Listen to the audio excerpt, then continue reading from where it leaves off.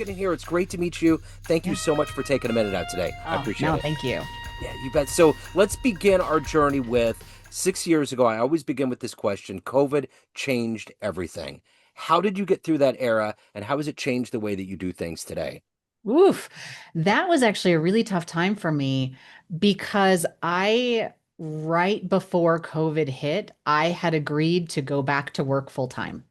And so I had two little boys and I was lucky enough to do consulting work, but really just be able to stay home and focus on them. And then towards the end of 2019, I had the opportunity to go back to my company that I had been at since 2007 and went back there. And so in standard concession, I went from going back to work full time to running a large beautiful smart team of people to COVID just completely obliterating everything that we knew and understood about the business and having to really quickly pivot. And so um it was tough. It Yeah. was really tough for me because I was doing multiple things, trying to juggle them all at the same time, and then have two little kids at home that their school was canceled. And so yeah, I Yeah. don't look back at that time fondly. Yeah, no. I don't know many people that do, Yeah, but no. And we didn't know when it was going to end, especially for the kids. It was like, yeah, when do yeah, you tell them they're going back to school or they're going to go back to whatever? It was like it just wouldn't yeah. stop, you And know? and the idea, like the playgrounds were I closed. know. I mean, just and I live in a or at the time I lived in a beautiful part just in Golden outside of Denver, and the trails they would cut off the trails, and so it was you were stuck. Yeah. You were stuck at home, and so I worked at a cybersecurity training company where all of our in-person training was just shut down, and so we had to pivot all of our training and all of our labs to be available virtually only. And so that was a lot. It was just a lot. Yeah. Everything was a lot. It Yeah. was a lot. So let's get into the work that you're doing today. I'm going to put you in front of 13-year-olds. You're at career day, and one of the kids is like, "What do you do for a living?" How do you Yep. answer them? I help people learn AI and I help them implement it into their businesses. And it is tricky. Yeah. So Yeah. yeah, there's because you're dealing with technologies that are moving so quickly and they're evolving quickly, and you're dealing with legacy systems and you're dealing with people, and humans are going to human, and so there's a lot of change management. But what I do day to day is I either, if it's a large scale organization, I work side by side with human resources. If it's a smaller company, I work with the entire group, but I help people try to figure out how to bring these new tools into their business, into their legacy systems, into their workflows to actually meaningfully help support them increase productivity, measure return on investment, and really just help it work. It used to be in technology, it would be a new operating system. You would upgrade from one Windows to another, or the hardware would get better. But this AI thing, it's like Moore's Law doesn't even exist anymore. It's Not at like all. Yeah. every single day, there's levels of this manifesting and duplicating all the time. Yep. Yeah. We used to get new large language models every 4 months. Every, 4 to 5 months, something new would come out. You'd drop everything and then you'd test it. Yeah. It is now every 9 days on Wow. average. That's Yeah. crazy. Yeah. So, what did you want to be when you were a kid? When you were 12 or 13, what was your dream gig? I had multiple, but there was a time where I wanted to be a chef and I wanted to cook. Okay. Are you a good cook now? No, I'm Oh, okay. terrible at it. Okay. It's really interesting because I the way that my brain works, I just want to get the job done. And so, if there's not one spice in the house, I'll just omit it and, not care. And I don't have an excellent, palate for things. I eat very similarly every single day. And so no, it did not translate into to my adult life. So, speaking of the work that you do, take Yeah. me back to your childhood. What were the seeds that were planted that has allowed you to be successful, to juggle all of these things and get into technology? What happened that evolved to this point? I it's a really good question. I as a kid, I was a latchkey kid, so I would go from school to daycare. Both of my parents worked incredibly hard and they worked long hours. And my older sister and I, we were left alone a lot. And I was raised up in northern Idaho where there were a lot of freedoms. And so I feel like a lot of what I do now and where I thrive is because I grew up with freedom Yeah. and time and space and kind of a figure it out, my parents are amazing, but I was cooking my own dinner, at a pretty early age, and I would just kind of equate it to a bit of that independence. So who was your hero? Who was your inspirational force or muse that's allowed you to evolve to this point in your career? I don't know if I could pick one. I try to surround myself with incredibly different mentors, ones that I've never met in the past. And I actually have them as an advisory board inside of one of my systems. So if I ever have problems or questions or I want to pivot something on the business, I will send it to my advisory board. And my advisory board has Seth Godin, a marketing brain, and Tim Ferriss for, optimization and productivity. And I have Ed Milet, who's just really grounded, Brene Brown. I have always loved podcasts and reading. And I was exposed to Tony Robbins when I was young. So Yes. back in the day, I'd be listening to his tapes, and I feel like I gather people and mentors all over, and I read constantly, and I'm doing a podcast a day, and then I've got my advisory board that's all trained up. Again, of those people that I would probably never have an opportunity to ask them the questions that I ask them, and so, I've trained it up to help me with that. So I remember growing up, I was in a similar situation. A lot of time I was alone. And during those times, I remember I just wanted someone to see me, Mm. whether I verbalize it or not. I remember one of the teachers when I was in the eighth grade came up to me and said, "There's something in you, Dimino. So don't be running around with these jacklegs or derelicts or whatever he called them." And he kind of saw me for who I was. And I'm curious with you, did you ever have a moment where someone recognized you for who you were and it was fuel for you to become successful and to do what you've done with your career? Yeah, I think I have had a few of those teachers in high school that, would point me out and say, "You're really good at this. That this part of you is special." So yeah, and I hope that everybody, has somebody like that in their lives because they really are pivotal. Yeah. So if you could meet somebody, anybody on the planet right now, whether in business or otherwise, that you find inspirational or fascinating, and you could hang out, talk to them, have a lunch, who would you love to meet? I mean, it's got to be Elon. Okay. You know, I am so fascinated by just all of the businesses that he has built and all the problems that he's trying to solve, and just how he is thinking 30 steps ahead, getting us to Mars and all of the things that have to happen to do that. And so I'm politics aside, I am a massive supporter of his exponential thinking and the way that he is trying to solve problems. And he could be on a beach, drinking Yeah. margaritas, and he is not. He is just so driven to help humanity. So he'd be mine. Yeah. Have you listened to any of his interviews? Oh yeah. Oh yeah, absolutely. Are you satisfied with how, like, getting into his brain? Do you feel like you learned a little bit more about him?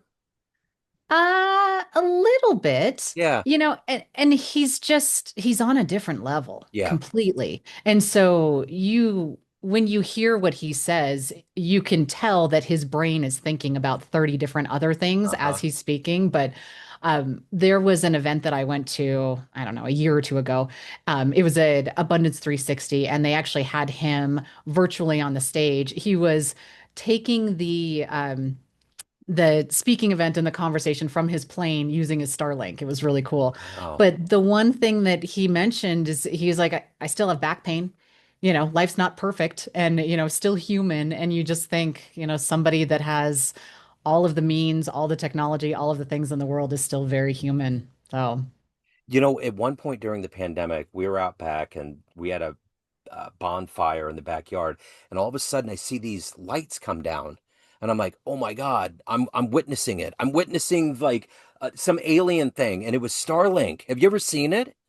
Yeah, Like, they're very cool. oh my Yeah. God, it really freaked me out. I was taking video and I'm like, I'm seeing it. I'm finally seeing the spaceship. And it was weird because it was this weird formation and then it just went over and it just all kind of collapsed into the horizon. It was gone.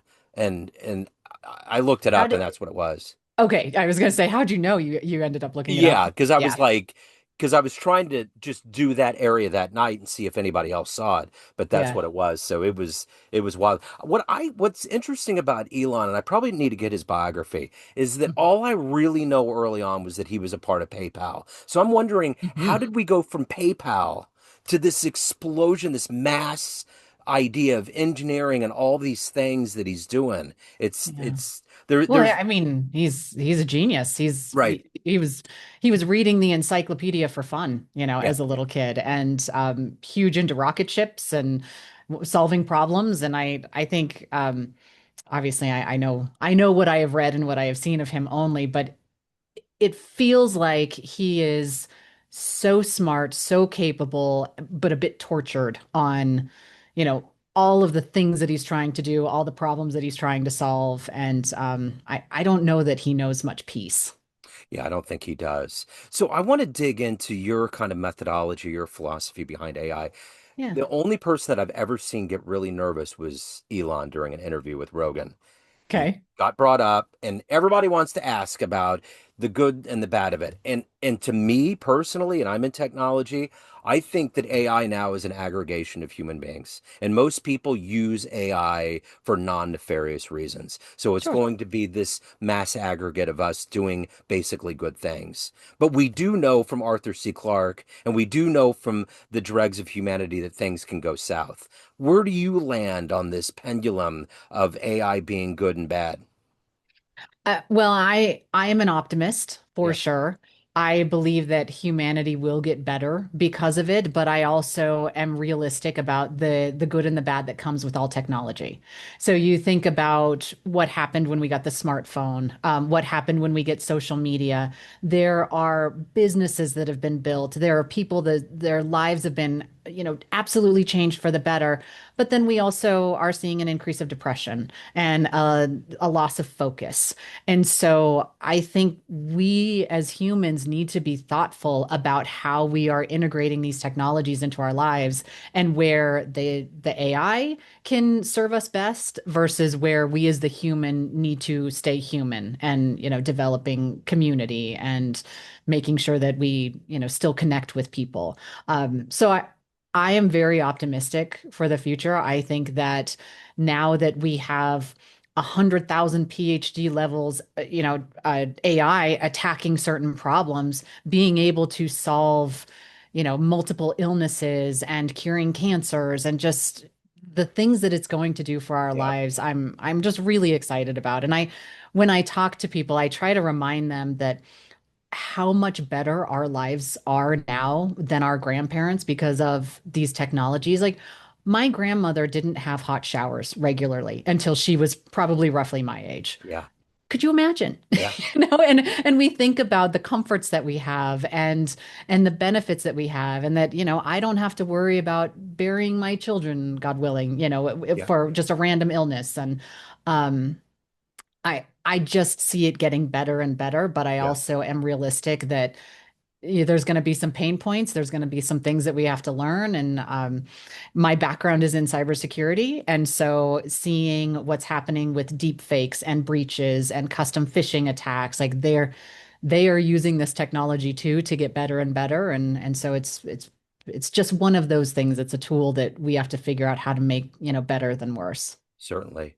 So let me ask you, what's the energy for you to do this work that you're doing? It's impacting a lot of lives. You have a soul, you have a family. So collectively every day to do this at a high level, what is that energy for you? One, I just am kind of obsessed with learning these technologies and the things that they could do. And so if this wasn't my job, I would still be focusing on the things that you can build and the tools that have come out and the ways that you can support them. But I feel like there's a lot of people that are stuck in, I know I need to use AI, but I don't even know where to start, or I don't know what to do, or this use case makes sense, but it feels harder than it's actually helping. And I think for me, my favorite thing is connecting the dots for people within their work to say, this is an incredibly powerful tool. Here is how this can take all of this mundane, redundant junk off of your plate that you don't actually care about. And then you can have time for thinking, or you can have time for building these things that you didn't think that you could build previously, and just supporting people through this wave because we're all drowning in work. We're all overwhelmed. I spend about 20 to 30% of my time every day inside of these tools, learning these technologies, and I feel way behind. So, really, it's just trying to be helpful and trying to connect the dots on how these tools can help people in their day-to-day work. So let's say you have a dream tonight. You run into that young latchkey version of you that wants Yeah. to be a world-class chef. You walk into a room, there's a film projector. Is that young version of you going to believe that your life turned out this way? No, no, of course not. Yeah, I don't think so. Um, and I think that's because of, just the frame that I personally was as a kid. Like you don't understand that everything's going to be okay and everything's going to turn out great. Yeah. Oh, So just kind of on the tech end of things, what's your yeah. favorite piece of software and your favorite piece of hardware ever? Um, I love a good Raspberry Pi. I think they're fun. I think they need to get bigger and more evolved. So for hardware specifically, I am really interested in, well, I mean, humanoid robots for sure, but in a business sense, the wearables. Yeah. And again, the good and the bad that is going to come from having these wearables. So inside of organizations, pretty much every conversation will now be recorded and documented at this point, which is really great. But like I said before, there's also, it could feel a little weird, and we might feel like we have to watch what we're saying and be little bit more protective and not as free with what we're doing. But there's so much potential for these wearables that I'm really excited about Yeah. and interested in seeing how they evolve. So that'd be my hardware answer. I think for software, I am really torn right now between Hermes agents and Claude Code. I think Yeah. they are both incredibly powerful and helpful, and they are how I am, building my infrastructure and building things day to day. So let's go back to that 60-second highlight reel. What are you the Yeah. proudest of? What are you the happiest about? Uh, well, I mean, the easy answer is my kids, Sure. Sure. So Sure. so Yes. I'll just check that box. Yes. That's the easy answer. But I think professionally, um, developing the confidence to do what I do. Yeah. I was over at Sands Institute for, I don't know, almost 20 years, 18 years.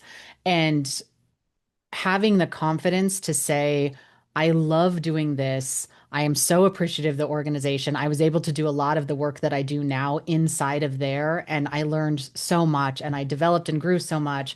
But to have that confidence to say, I believe my future is outside of a stable, secure position, and my future is helping people. I'm pretty proud of that, and it's been just about a year now that I've been doing fractional work full time. So let me ask you this. Everyone has a perception of you, family, friends, clients, colleagues, but you run the show. What's Yeah, your perception of you? Who do you think you are? I'm a helper. I Yeah. mean, through and through. Which isn't great for business or for being a capitalist because all I want to do is get in and help people.